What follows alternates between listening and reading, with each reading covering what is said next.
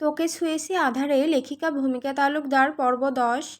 Criminal lawyer great Zayan খান ফ্রান্সের নামকরা ও অদ্বিতীয় ফিগার।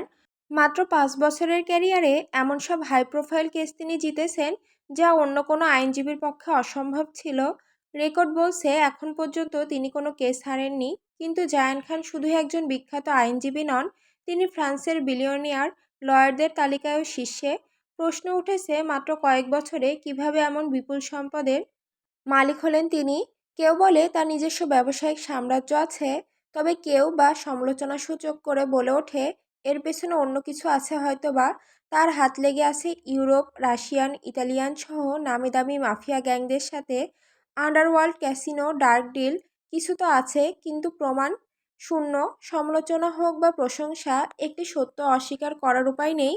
আদালতে তিনি এক অব্যর্থ অস্ত্র, যার একটাই নিয়ম, কখনো হারবেন না। আর আজ সেই গ্রেট জায়ান্ট শুয়ে আছেন আইসিইউতে।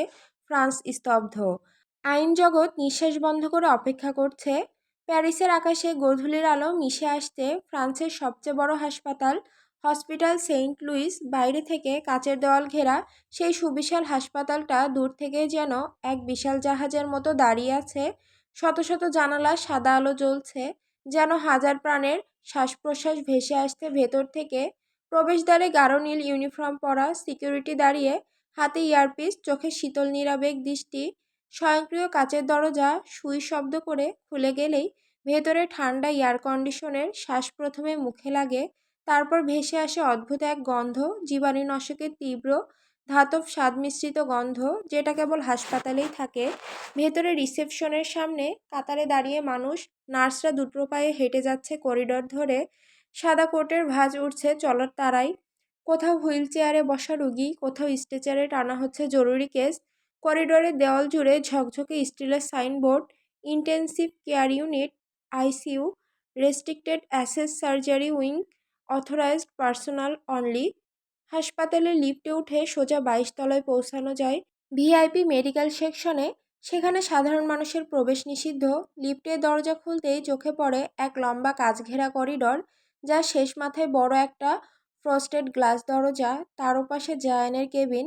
দরজার দুই পাশে দাঁড়িয়ে দুজন ব্ল্যাক স্যুট পরা বডিগার্ড, চোখে কালো শেড, হাতে ইয়ারপিস, যেন সাধারণ সিকিউরিটি নয় বরং কোনো রাষ্ট্রপতির প্রহরী। এদিকে লিফটের পাশেই এক আলাদা ভিআইপি রুমে বসে মার্কো আর অ্যালেক্স। তাদের মুখে অস্বস্তি, কিন্তু চোখে সেই ঠান্ডা ক্যালকুলেশন, যেন তারা ঠিক করেছে পরের পদক্ষেপটা কী হবে। হঠাৎ দরজা ঠেলে ভেতরে ঢুকলেন প্যারিসের একজন উচ্চপদস্থ ডাক্তার, নাম লিওনেল আলবার্ট। সাদা কোটের উপর স্টেথোস্কোপ ঝুলছে। তারপর বললেন, মিস্টার জায়ান বেঁচে আছেন, তার হার্ট চলছে, but he is in deep coma right now. আমরা সঠিকভাবে কিছু বলতে পারছি না আপাতত। মেবি তিনি ঠিক হয়ে যাবে, হয়তো বা হবেন না। It's all in God hand now. মার্কোর চোখে শূন্যতা, ঠোঁট শক্ত হয়ে আছে। অ্যালেক্স নিজেকে সামলে নিয়ে বলে, কোমা, রিকভার হতে কতদিন লাগতে পারে? ডাক্তার এক মুহূর্ত থেমে গভীর দৃষ্টিতে তাদের দিকে তাকায়। এটা খুবই বিরল কেস, এমন দুর্ঘটনা মানুষের বাঁচার চান্স খুবই কম থাকে। তিনি পুরোপুরিভাবে কোমায় চলে গিয়েছেন, তবে যদি তার দেহ সক্রিয় হয় তাহলে কয়েক মাসের মধ্যে ঠিক হওয়া পসিবল। কয়েক মাস লাগতে পারে কিংবা বছর, তবে তিনি যদি দ্রুত সুস্থ হয়ে যান তবে তা হবে মিরাক্কেল। ইয়েস। পিছন থেকে আরেকজন ডাক্তার এগিয়ে এলেন, চারপাশে একবার তাকালেন, যেন নিশ্চিত হলেন কেউ শুনছে না। তারপর চাপা গলায় বললেন, কেউ ইচ্ছাকৃতভাবে ব্রেক ফেল করিয়েছে বলে আমার সন্দেহ হচ্ছে। পুলিশের রিপোর্ট আসেনি, কিন্তু আপনারা যেমন মানুষ, আমি জানি আপনাদের অন্ধকার দুনিয়ায় এ ধরনের দুর্ঘটনা কাকতালীয় হয় না। মার্কোর ঠোঁটের কোণে হালকা হাসি ফুটল, যেটা কোনো আসলে হাসি নয়, বরং একটা হুমকি। প্রমাণ হয়তো এখন নেই, কিন্তু যে করেছে সে জানে না সে কার গায়ে হাত দিয়েছে। অ্যালেক্স আস্তে উঠে জানালার বাইরে তাকালো। প্যারিসের রাত তখন ঝলমলে আলোয় ডুবে যাচ্ছে। তার কণ্ঠ যেন ফিসফিস করে ছুরির মতো কাটল। ওকে আঘাত মানে সিংহের খাঁচায় নিজের ইচ্ছায় পা দেওয়া। বাইরে দূরে অ্যাম্বুলেন্সের সাইরেন বাজলো। শহরের আরেক প্রান্তে হয়তো কেউ বাঁচার জন্য লড়ছে, কিন্তু এই হাসপাতালের 22 তলায় ক্ষমতার খেলা, হিংস্রতা আর প্রতিশোধের গন্ধ আরও ঘন হয়ে উঠছে। বাংলাদেশ, ঢাকা। দুপুর গড়িয়ে বিকেল। লিভিং রুমে সবার মুখে এক ধরনের অস্থিরতা। বিশাল ঝাড়বাতির নিচে বসে আছেন জায়ানের মা নাফিসা খান। মুখে অদ্ভুত এক গম্ভীর ছায়া, যা তিনি লুকানোর চেষ্টা করলেও চোখে মুখে ধরা পড়ে যাচ্ছে। তুমি বলছো জায়ান গতকালও বাসায় আসেনি? দাদি অবাক হয়ে তাকালেন ফাহিম খানের দিকে। ফাহিম খান চশমা ঠিক করে গম্ভীর গলায় বললেন, না মা, শুধু গতকাল নয়, পরশুও না। ফোন অফ দেখাচ্ছে, অনেকবার কল করেছি। মুহূর্তের মধ্যে একটা ঠান্ডা নীরবতা নেমে এলো। কফি টেবিলের ওপরে রাখা কাপগুলোতে চা ঠান্ডা হয়ে গেছে। রুকসানা খান একবার নিচু গলায় বললেন, তুমি কি মনে করছো যে জায়েন আবার? নাফিসা খান কথাটা শেষ হওয়ার আগেই চুপ করিয়ে দিলেন। না, এমন কথা বলিস না, হয়তো কাজে কোথাও গিয়েছে আমার ছেলেটা। কিন্তু কণ্ঠে আত্মবিশ্বাসের চেয়ে উদ্বেগই বেশি ছিল। অপরদিকে জানালা দিয়ে আসা নরম আলোয় লিয়ানা বিছানার উপরে ছায়া ফেলছে। সে এক হাতে বালিশ জড়িয়ে আর এক হাতে বই ধরে মন দিয়ে পড়ছে। হঠাৎ কর্কর শব্দে দরজা খুলে গেল। ভেতরে ঢুকলো মাইশা, আরিশা আর রিহান। মাইশা আর আরিশা সোজা বিছানায় উঠে লিয়ানার পাশে বসে পড়ল, যেন এই বিছানায় তাদের সদর দপ্তর। রিহান অলস ভঙ্গিতে ডেস্কের চেয়ার টেনে এনে পা তুলে বসে গেল। তারপর মাইশা বলে উঠল, শুনেছিস আপি, নিচে সবাই কি কথা বলছে? বলছে নাকি জায়েন ভাই আবার চলে গেছে। আচ্ছা, ভাইয়া এমন করে কেন বলতো? এত রহস্যময়, আমাদেরকে কি একটুও ভালোবাসে না নাকি? কিছু না বলেই চলে যায় কিভাবে? এমনকি বড় আম্মুকেও বলে যায়নি। আর ফোনও নাকি সুইচ অফ। লিয়ানা বিরক্ত হয়ে বই বন্ধ করে উঠে বসে গেল। না, ভালোবাসে না তো? তোরা কি এসব বলার জন্য এসেছিস? যা, তোদের কথা আমার ভালো লাগছে না। আমায় পড়তে দে, সামনে বোর্ড এক্সাম। আরে শোন না লিও আপু, আচ্ছা তোর কি মনে হয় জায়েন ভাইয়ার হঠাৎ আসা যাওয়ার পেছনে কোনো কারণ আছে? অবশ্যই আছে, তাই না? আমি তো ওই দিন থেকেই ভেবে রেখেছিলাম জায়েন ভাই হয়তো লিও আপুকে ভালোবাসে। ওই দিন দেখলি না বড় আব্বু কিভাবে আমাদের উপর পাঠিয়ে দিলেন। আর ওরা নিজেদের মধ্যে গোপনে কথা বলল। কি ছিল জানতেই পারলাম না। আরিশার কথা শেষ হতেই লিয়ানা গরম হয়ে উঠে তার কানে হালকা টিপ দিল, বাজে বকিস না, বেশি পেকে গেছিস। রিহান আর মাইশা একে অপরের দিকে তাকিয়ে চোখ টিপল। চলে গেছেন ভালোই হয়েছে, আর না আসুক। গরিলা কোথাকার, আমাকে কিনা মুখের ওপর না করে দিল সেই দিন। কি না করলো? মাইশা, রিহান, আরিশা হা হয়ে তাকিয়ে বলে উঠল, তোদের বলতে হবে? যা এখান থেকে, না হলে ঘাড় ধরে বের করে দেব। তোদের এই বিরক্তিকর মুখ দেখতে ইচ্ছা করছে না। তিনজনেরই মুখে হাসি বিলীন হয়ে ধীরে ধীরে দরজার দিকে হাঁটতে হাঁটতে বেরিয়ে গেল। লিয়ানা আবার বই খুলে নিল বটে, কিন্তু পৃষ্ঠার উপর চোখ আটকে থাকলেও মাথায় ভেতর ঘুরছে অন্য কিছু, যেটা সে কারো সাথে স্বীকার করবে না। লিয়ানার মাথায় তখনও ঘুরছে, সত্যিই কি চলে গেল লোকটা, আর ফিরবেন না? বুকের ভেতরটা হঠাৎ কেমন শূন্য শূন্য লাগতে লাগলো। অজানা এক কাঁপন ছড়িয়ে গেল সারা দেহে। হাতে রাখা বইটা ধীরে ধীরে বন্ধ করে সে উঠে দাঁড়ালো। কয়েক সেকেন্ডের জন্য যেন সব শব্দ থেমে গেল। শুধু তার নিজের শ্বাস প্রশ্বাস আর বুকের ধুকপুকানি কানে বাজছে। পা টেনে টেনে সে এগিয়ে গেল জায়ানের রুমের দিকে।